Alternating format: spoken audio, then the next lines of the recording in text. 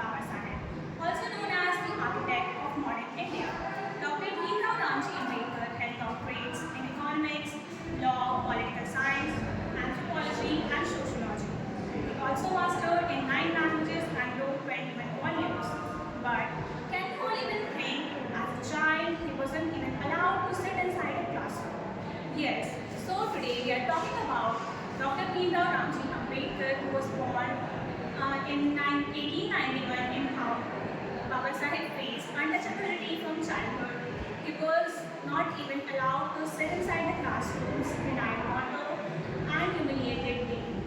Many would quit here, but he worked hard, turning pain into purpose through sheer grit.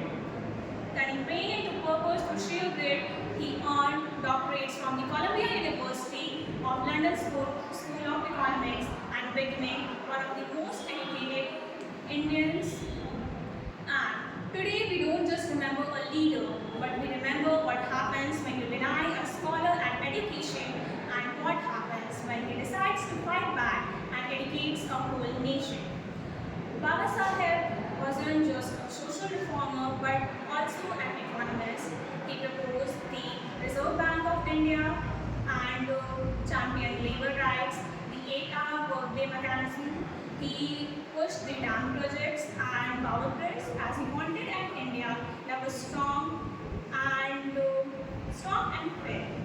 Baba Saheb started schools, colleges, and newspapers like Muknayan so that the marginalized voices could speak up for themselves.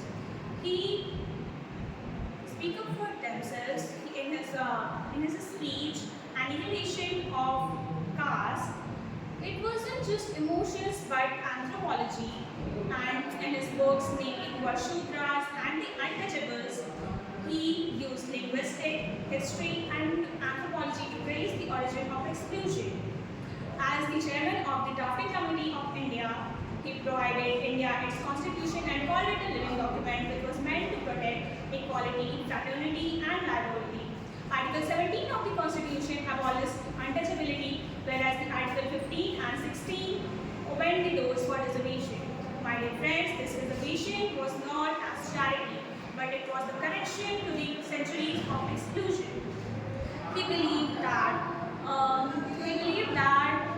saying that discrimination isn't working on anything, but reforms without interdining or intercaste marriages are just cosmetic.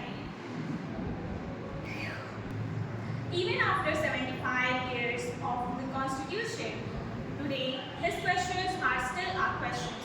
Do we judge people by mirth or merit? Is reservation truly working, or are the opportunities truly equal?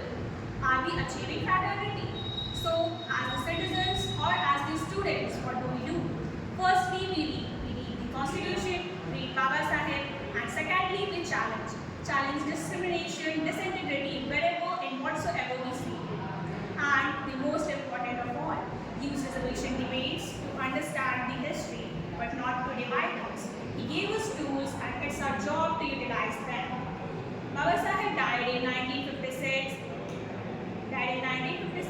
but he left us a compass. In this short speech, I cannot describe his whole life, but I can end with his words.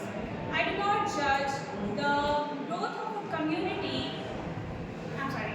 He said, I judge the growth of a community by the degree of progress which is achieved by the women of that community. So, if we want to honor him, let's build a nation where dignity isn't debated, it's guaranteed and dignified. Jai Hind, Jai Bharat.